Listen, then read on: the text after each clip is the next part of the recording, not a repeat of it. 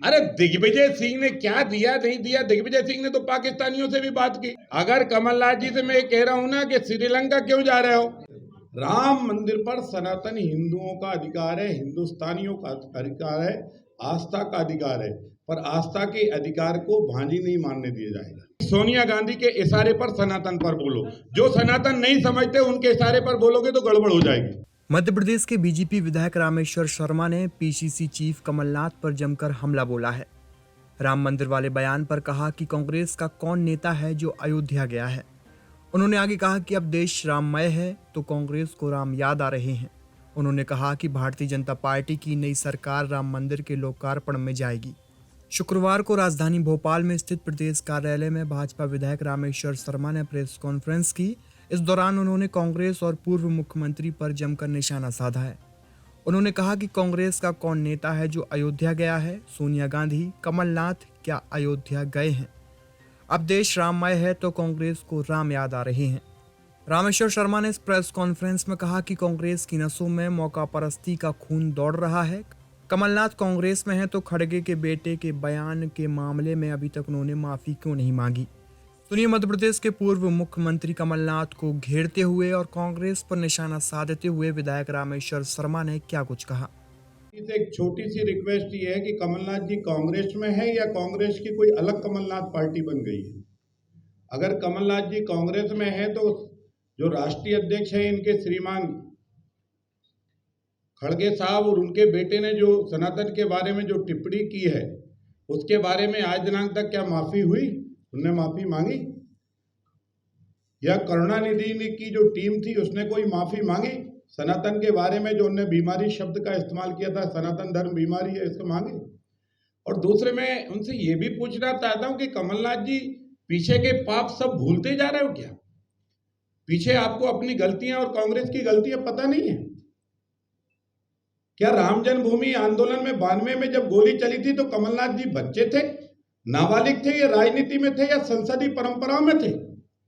और अगर संसदीय परंपरा में थे तो 92 में जो घटना हुई, कार सेवक पर गोली चली, उस गोली की आपने उस समय की कोई घटना के बारे में आपने बोला, जिक्र किया? मुलायम सिंह की सरकार के समय गोली चली, कार सेवक हुए, उस समय तब निंदा की आपने? राम जन्मभूमि आंदोलन पर तमाम नेता और इनको जेलों में डाला गया, तब किए? 5-5 सरकारें आपने गिराई। मध्य प्रदेश की सरकार भी उसमें एक थी, हिमाचल की सरकार थी, दिल्ली की सरकार थी, राजस्थान की सरकार थी, उत्तर प्रदेश की कमलनाथ जी के कल्याण सिंह जी के नेतृत्व में चलने वाली सरकार थी। और जिस सरकार ने भारत की सरकार ने इन 5 गवर्नमेंटों को गिराया उसमें शायद आप कैबिनेट में सदस्य भी थे, उस समय आप कैबिनेट के मंत्री भी थे। उसी कैबिनेट ने इन 5 सरकारों पर गिराया। और जिनने राम जन्मभूमि आंदोलन के लिए सर्वस्व निछावर किया, राष्ट्रीय स्वयंसेवक संघ पर जब बैन लगा, विश्व हिंदू परिषद को बैन किया, अन्य हिंदू संगठनों पर बैन किया, साधु संतों की गिरफ्तारी की, तब आप कुछ बोले? तब आपने कहा कि नहीं, ये कैबिनेट का निर्णय गलत है, जो कार सेवकों ने किया मैं उसके साथ हूं? आपने तब बोला? नहीं बोला कमलनाथ जी। तब आप मौन थे और आप चाहते थे कि हिंदू संगठनों पर बैन हो, हिंदू संगठन और साधु संत जेल में जाएं, इनको सजा दिलाई जाए।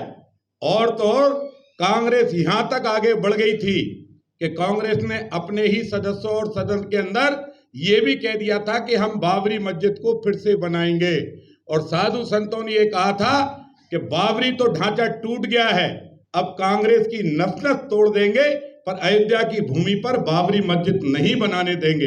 ये घोषणा जब साधु संतों ने की, इसके बाद भी आप लगातार राम जन्मभूमि के बारे में बयानबाजी करते रहे। चलिए बताइए कमलनाथ जी, आप अयोध्या गए?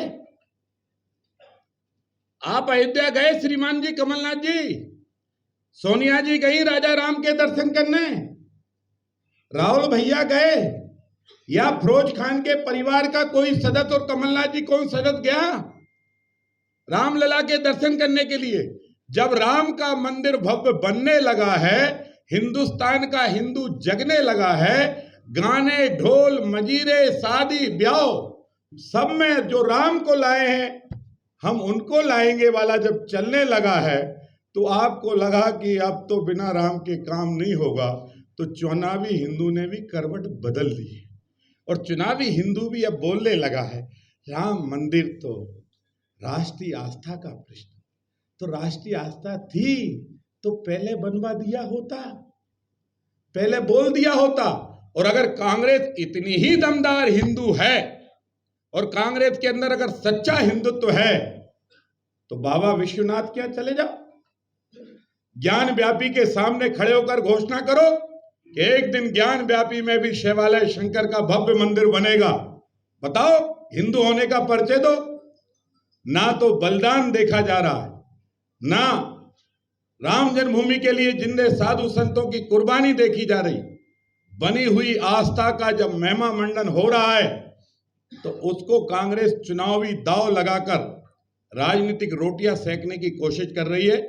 हिंदुस्तान का सनातनी हिंदू धर्म में आस्था, भरोसा, विश्वास रखने वाला कांग्रेस को जानता है कि इसकी नस नस बेईमान है, इसके रगों में बेईमानी का खून दौड़ रहा है।